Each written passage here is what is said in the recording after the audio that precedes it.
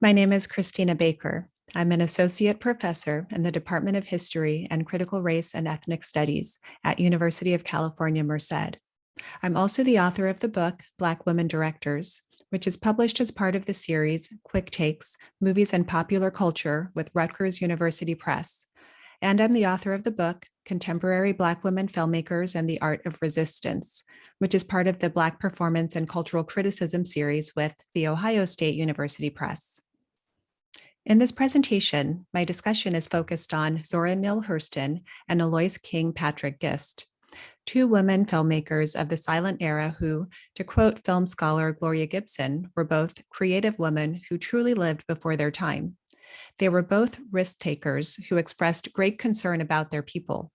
And although the manifestations differed, both realized the power of the camera as a way to capture, preserve, and critique African American culture. Gist and Hurston's pioneering creative work behind the camera has largely been under-recognized and undervalued, like the work of so many Black women filmmakers. Thankfully, more recently, the recognition and appreciation of their creative cultural contributions to film have increased due to the work of scholars and historians who have supported the recovery, restoration, and recognition of the films of Hurston and Gist. Before I continue, I'd like to take a moment to give credit and thanks to the scholars whose research I reference in this presentation, and whose work has made it possible for the significant films of Alois Gist and Zora Neale Hurston to be shared more widely among contemporary scholars and lovers of film.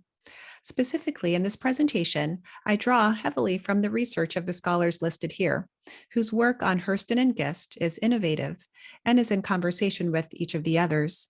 I also draw from my own recent book, Black Women Directors. I'll begin with Zora Neale Hurston.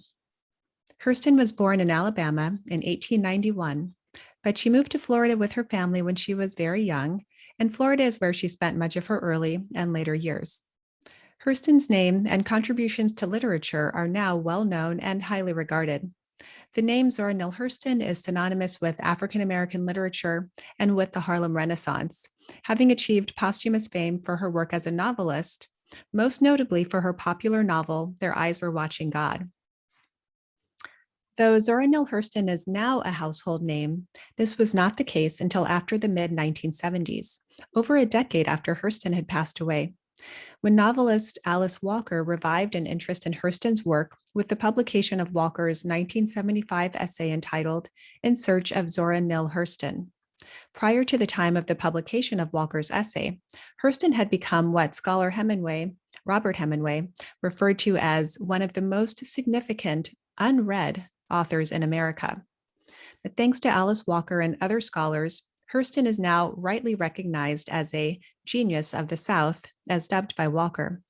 And Hurston's literary work is now no longer unread or unknown. But the fact that Hurston had also created films and was a pioneering filmmaker is still largely unknown, though this too is changing as her work in film has begun to gain more widespread recognition. In a 1998 article titled The Performative Visual Anthropology Films of Zora Neale Hurston, film scholar Elaine Charnov discusses Hurston's films and advocates for the recognition of Hurston as a pioneer in visual anthropology and performative film production. It's important to note here how multi-talented Hurston was, and that in addition to being a writer and filmmaker, Hurston was also an anthropologist. As Charnov details, when Hurston had begun to take film footage in the 1920s, she was training as an anthropologist with Professor Franz Boas, one of the founding figures of American anthropology.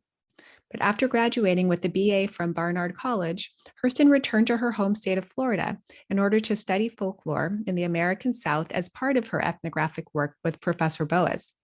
Soon after shooting film in the South for her work with Boas, Hurston again returned to the South to document aspects of African American life with the financial support of Charlotte Mason, a wealthy patron of the arts. Historical records indicate that Hurston shot at least 10 rolls of film in the southern United States during the 1920s, and she collected at least 24 minutes of silent film footage of the everyday life of African American people in the South. Hurston's film footage from this time showcases activities like children dancing and playing games, adults preparing a barbecue, an outdoor baptism, and a logging and turpentine camp, such as the images that are shown here. Hurston also filmed a 5-minute segment featuring Kosala, also known as Cudjoe Lewis, an 88-year-old man who is believed to be the last or one of the last survivors of the Middle Passage. Scholar Autumn Womack refers to this as the most technically and artistically ambitious of Hurston's footage. Hurston's film footage of Lewis is remarkable in that it is thought to contain the only known footage of the last known survivor of the Atlantic slave trade. This film demonstrates a direct link to Hurston's written work because she had also published an article about Lewis titled Cudjoe's Own Story of the Last African Slaver in 1927. And recently, in 2018, a book manuscript that Hurston had written about his life was published posthumously. Hurston's films are significant because, as scholar Elaine Charnow points out, few people documented the daily performative acts of people living in central and southern Florida in the late 1920s, particularly in rural African American communities. So the film footage that Hurston shot offers a rare look at life in African American communities in the South during the 1920s.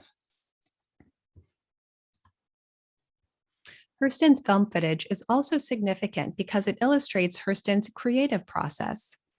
As I write in my book, Black Women Directors, Zora Neale Hurston's footage suggests that she approached filmmaking with the curiosity of a researcher, the creativity of an artist, and the empathy of a Southerner, and as such, an insider among the people and culture that she was filming. Many film scholars agree that the way Hurston approached filmmaking reflected her complex and multifaceted creative vision. Charnow notes that she approached filmmaking the same way she approached the literary form, experimenting with different methods and stances. For instance, at times, Hurston used the camera to record an activity as an observer.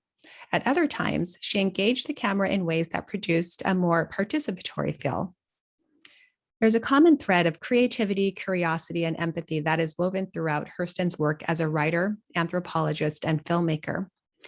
Yet there is one particular sequence that Charnow and other film historians have pointed to as being Hurston's attempt to create an objective anthropological record. Specifically, a sequence that Hurston filmed of children playing begins with some of the children standing individually in front of the camera, holding up a piece of white paper with a number written on the paper.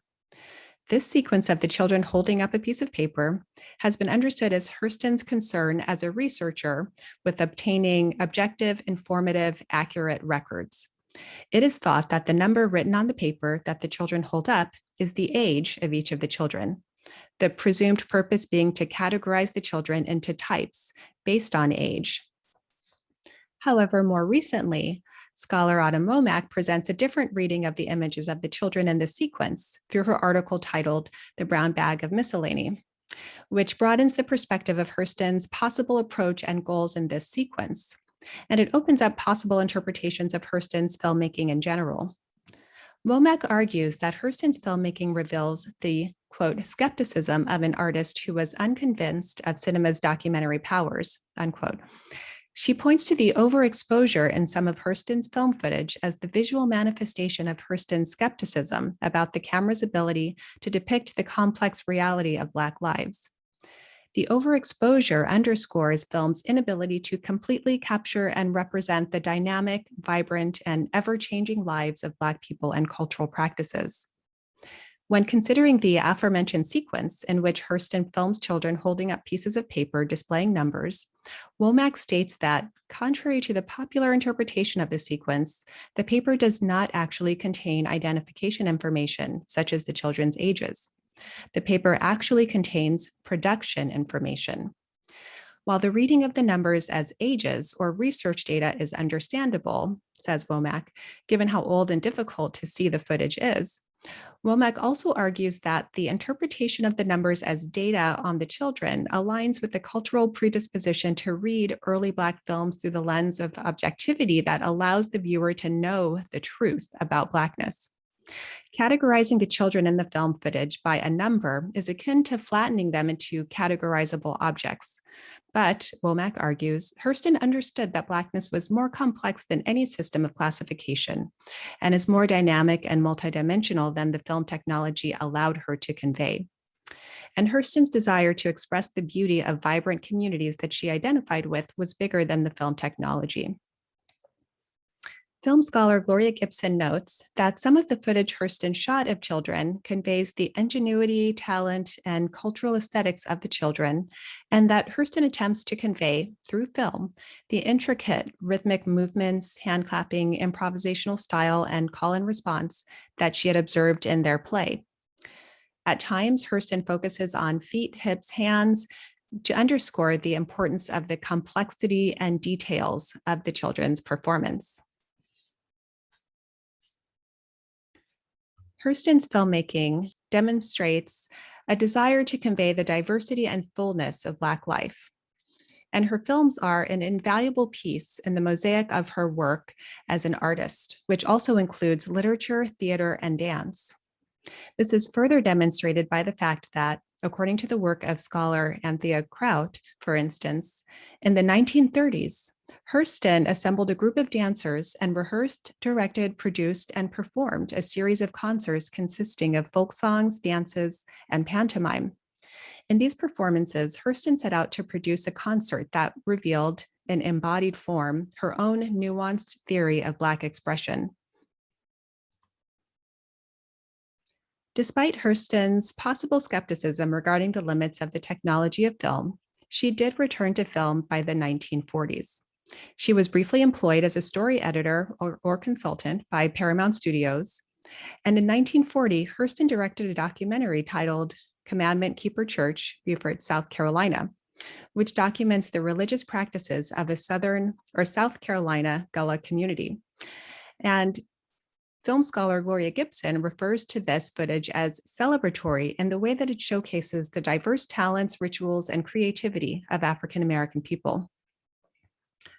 The film stills here also reflect my earlier reference to Gibson's observation that Hurston attempts to convey through film the intricacy of movements and at times she focuses in on feet, hands, hips, just to underscore the importance of the complexity and details of the movement. Commandment Keeper Church was added to the National Film Registry for preservation by the Library of Congress as a culturally, historically, and aesthetically significant film. Because of Hurston's significant films created at such an early time in the history of US cinema, scholar Gloria Gibson refers to both Zora Neale Hurston and to Alois Gist as foremothers of Black cinema.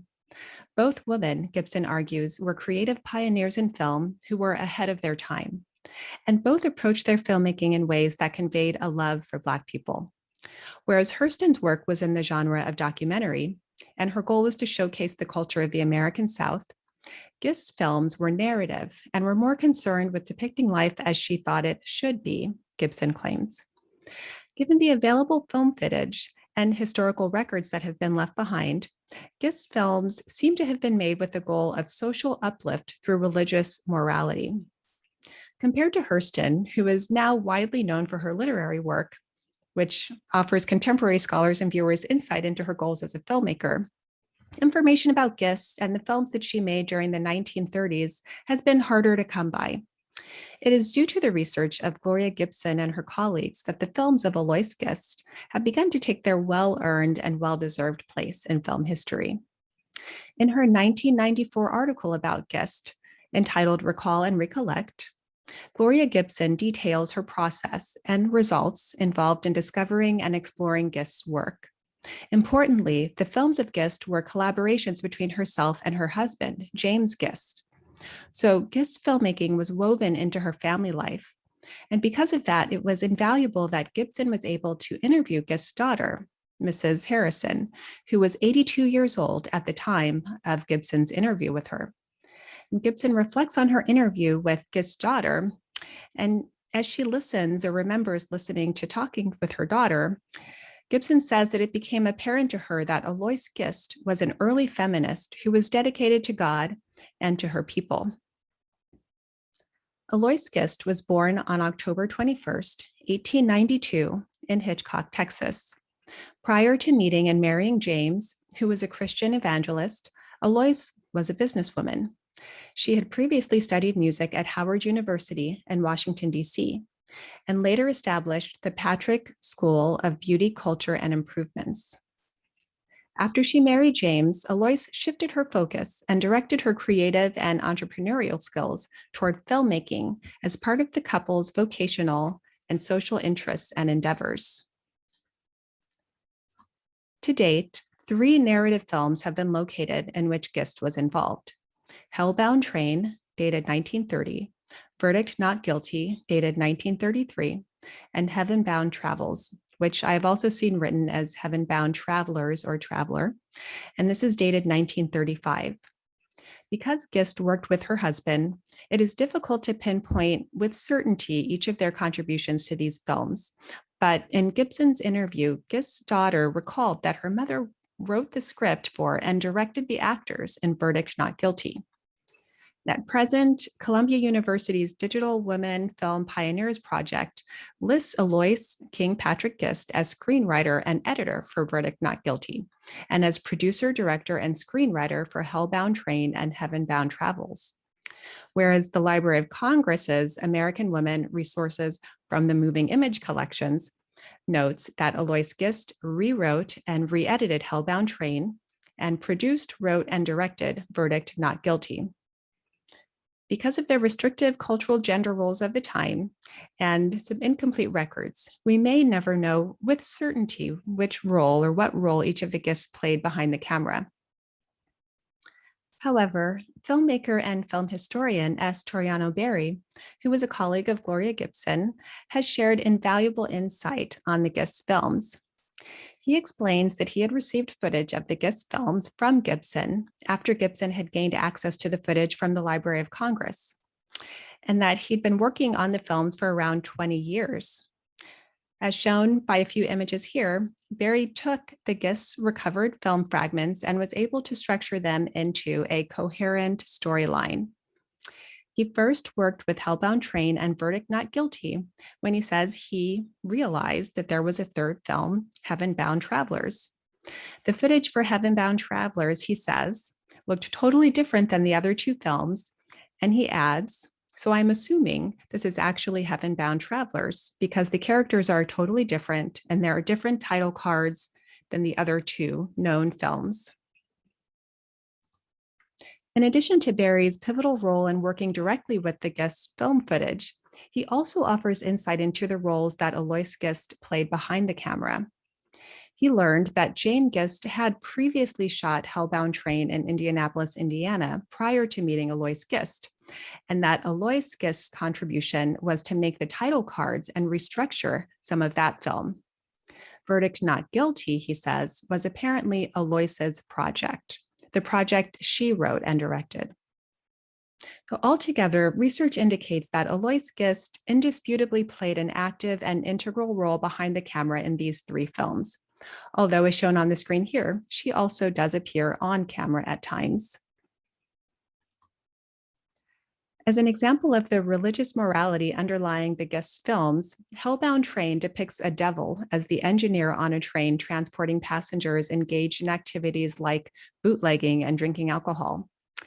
This is a warning to viewers that behaviors like this endanger their families, their personal well-being, and their souls. Gist films seem to be designed to encourage behavior aligned with what scholars might now refer to as a politics of respectability, which many people at that time embraced and encouraged as a route to racial uplift and well-being. The Gists traveled in and around Washington, D.C., showing their films to Black audiences, predominantly at religious venues. Typically, Alois Gist would use her musical talent and skill to lead the audience or congregation in hymns while playing the piano. The film would then be shown, followed by a speech or sermon by James Gist.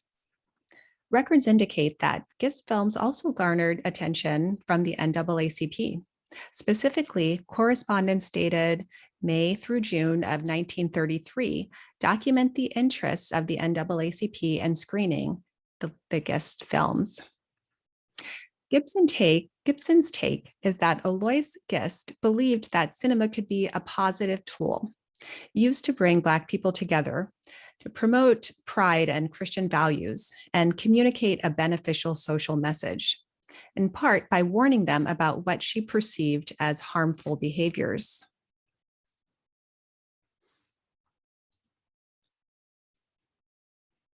In closing, and in appreciation of the legacy of Alois Gist and Zora Neale Hurston and what they left behind, and with the understanding that, in a sense, these women are still with us through the cinematic manifestations of their creative visions, I would like to end with the moving and insightful words of Zora Neale Hurston from her autobiography, Dust Tracks on a Road.